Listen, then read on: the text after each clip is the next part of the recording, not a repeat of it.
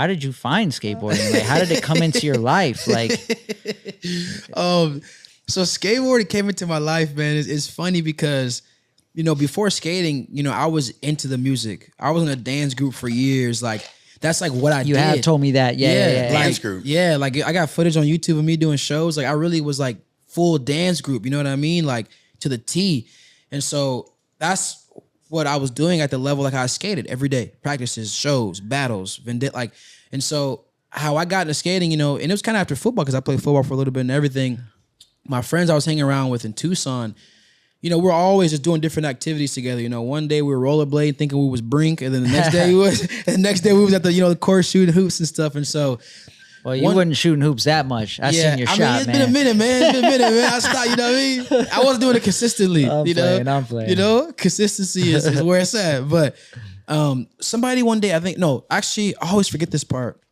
When I was moving into the townhouse I lived in, there was somebody in the back, you know, because it was like a street that ran all the way through the complex, you know, all the way through the back. They were like little, like almost like shack-looking townhomes on the east side of Tucson.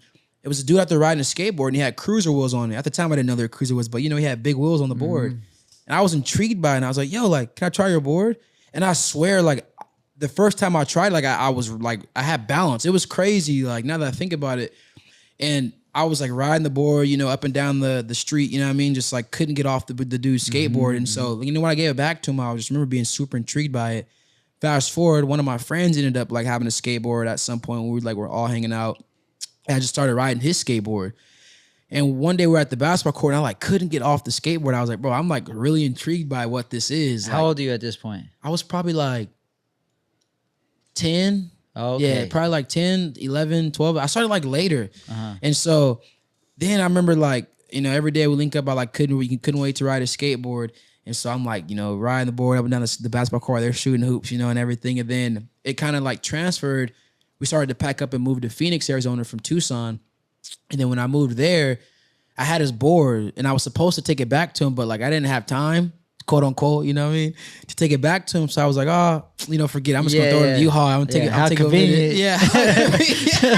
Sorry, my boy. Sorry, if you out there, man, thank you, man. Thank you very much. But I remember like I threw the board in the U-Haul. We get to Phoenix, and I didn't know how to set up a board at all. And I remember the wheel kept falling off.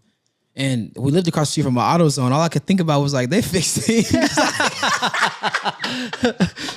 They go put on the jack. The guy. No, I did, bro. I was like, you know, AutoZone fix things. So I pulled up on the bros at AutoZone like, yo, my wheel keeps falling off. Hey, you guys do tires here, right? Pull the daughters under his deck. I said, I need some help, man. And so I put the skateboard on the counter, and I was like, you know, like, do you guys have anything like to help me with my wheel? And they put like a little lock nut on it. He gave me like a lock nut. They had something to put on the axle.